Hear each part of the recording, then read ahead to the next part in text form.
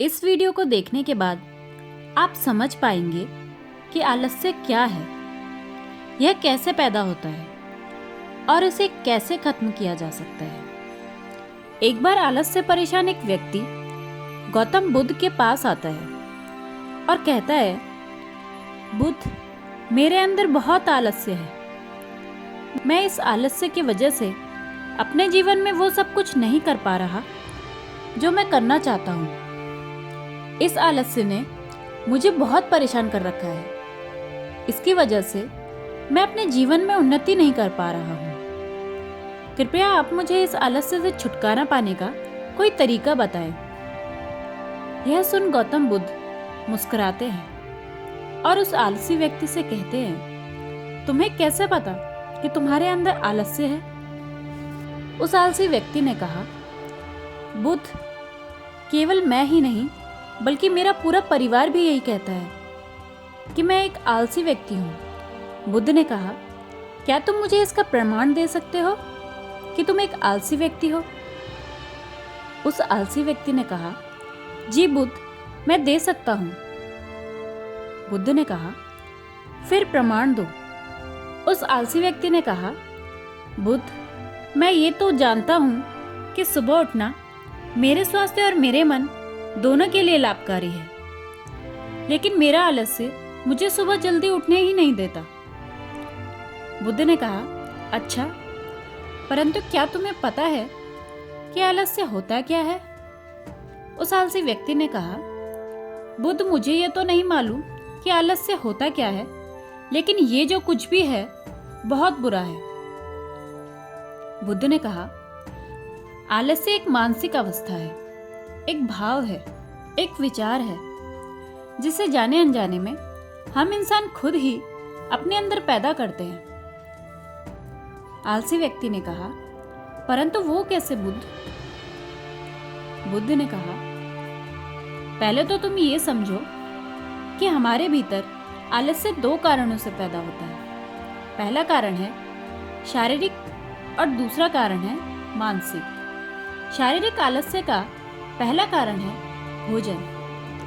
जब हम कुछ ऐसा भोजन ग्रहण करते हैं जिसमें कोई जीवन नहीं है, तो ये भोजन हमारे शरीर के लिए बोझ बन जाता है और फिर ये हमारे अंदर आलस्य पैदा करता है, क्योंकि हमारा शरीर भोजन से मिलने वाली ऊर्जा के सहारे ही चलता है और फिर हम इसे जैसा भोजन देते हैं वैसी ही ऊर्जा हमारे शरीर को भी प्राप्त होती है। इसलिए अगर तुम आलस्य से बचना चाहते हो तो आसानी से पचने वाले और सीधे प्रकृति से प्राप्त होने वाले भोज्य पदार्थ को अपने भोजन में शामिल कर दो। शरीर के स्तर पर आलस्य का दूसरा कारण है गलत तरीके से चलना, गलत तरीके से बैठना और गलत तरीके से लेटना। गौतम बुद्ध ने आश्रम के भिक्षुओं की तरफ इशारा करते हुए उस आलसी व्यक्ति से कहा, अगर तुम ध्यान से देखो तो तुम्हें आश्रम के इन भिक्षुओं के चलने, बैठने और लेटने की अवस्थाओं में एक विशेष प्रकार का संतुलन नजर आएगा।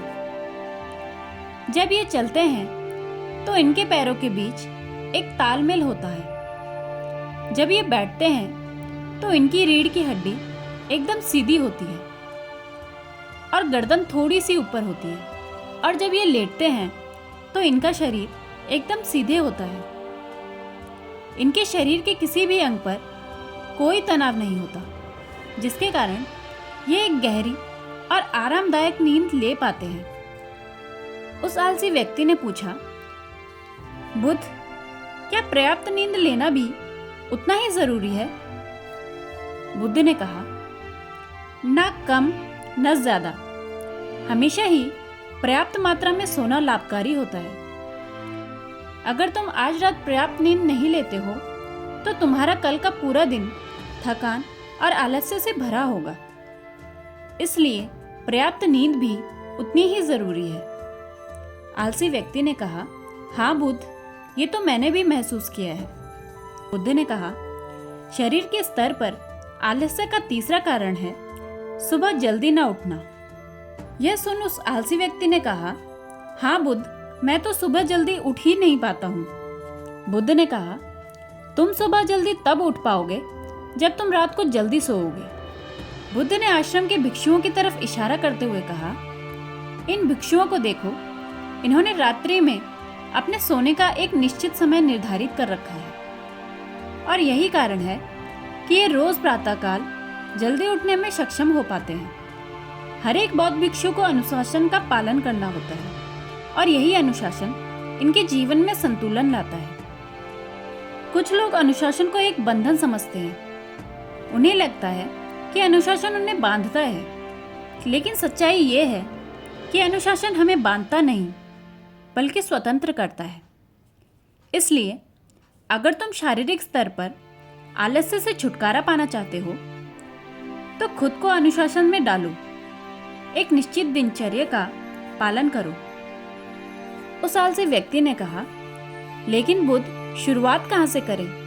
सही तरह का भोजन करने से, सही तरह से बैठने लेटने और चलने से, या फिर सुबह जल्दी उठने से? बुद्ध ने कहा, शुरुआत अभी से करो। जो भी तुम इस समय कर रहे हो उसे पूरे ध्यान से करो। पहले तुम मन के स्तर पर आलस्य को समझो।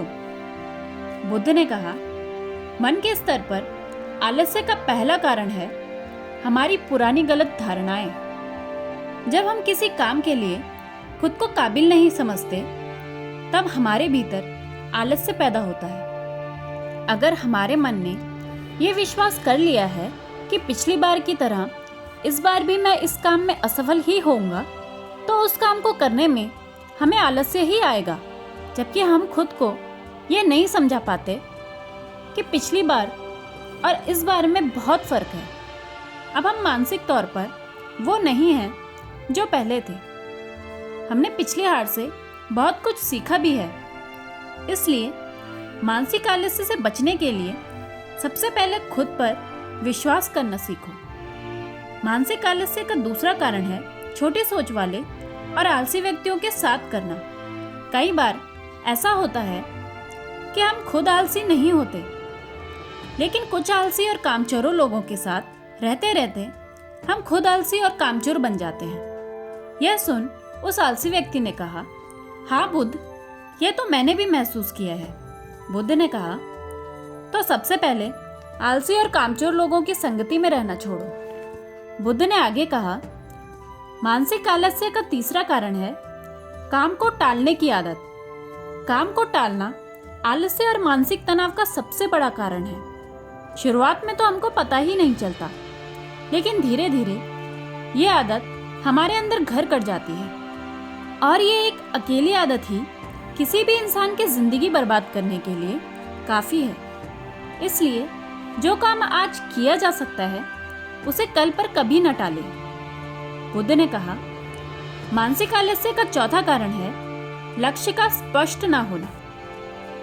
मान लो तुम किसी बड़े रेगिस्तान में फंस चुके हो और तुम्हें जोरों की प्यास लगी है, तब तुम क्या करोगे? उस आलसी व्यक्ति ने कहा, मैं पानी की तलाश करूंगा।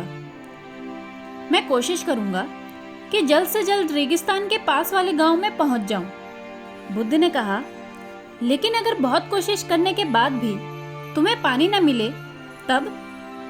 उस आदमी ने कहा, तब भी मैं प्रयास करता रहूंगा, क्योंकि मेरे पास और कोई दूसरा कोई विकल्प ही नहीं होगा। गौतम बुद्ध ने मुस्कुराते हुए कहा, इंसान को आलस्य तभी घेरता है जब उसके पास स्पष्ट लक्ष्य ना हो या उसके समक्ष बहुत से विकल्प उपलब्ध हो। इसलिए लक्ष्य का निश्चित होना परम आवश्यक है। अगर तुम सुबह उठकर व्यायाम नहीं कर पा रहे हो तो उसका कारण तुम्हारी नजर का स्पष्ट ना होना है। अभी तुम भविष्य में होने वाले रोगों और उन रोगों से होने वाली पीड़ा को स्पष्ट रूप से महसूस नहीं कर पा रहे हो। बुद्ध ने आगे कहा, मन के स्तर पर आलस्य का पांचवा कारण है किसी काम को करने की कोई बड़ी वजह ना होना। मान लो तुम बहुत से कीमती गहने लेकर एक सुनसान रास्ते से गुजर रहे हो। तुम चलते चलते बहुत थक चुके हो और तुम्हारा बैठने का मन कर रहा है और तुम एक बड़े से पेड़ के नीचे आराम करने के लिए बैठ जाते हो। अभी तुम बैठे ही थे कि तुमने देखा कि दूर से कुछ डाकू तुम्हारी तरफ भागे आ रहे हैं। तो क्या ऐसी परिस्थिति में भी तुम्हारा आलस्य तुम्हें भागने से रोक सकेगा? नहीं ना। तो मेरी एक बात को समझो, तुम्हारा आलस्य केवल तुम्हें उन्हीं कामों को करने से रोक सकता है जिन्हें करने का तुम्हारे पास कोई बड़ी वजह ना हो। वह आलसी व्यक्ति कहता है, आपका बहुत बहुत धन्यवाद बुद्ध, अब से मुझे आलस्य का सारा खेल समझ आ गया। गौतम बुद्ध कहते हैं, मेरी एक बात हमेशा याद रखना, जहां स्पष्टता है और काम को करने की कोई बड़ी वजह है, वहां आलस्य हो ही नहीं सकता।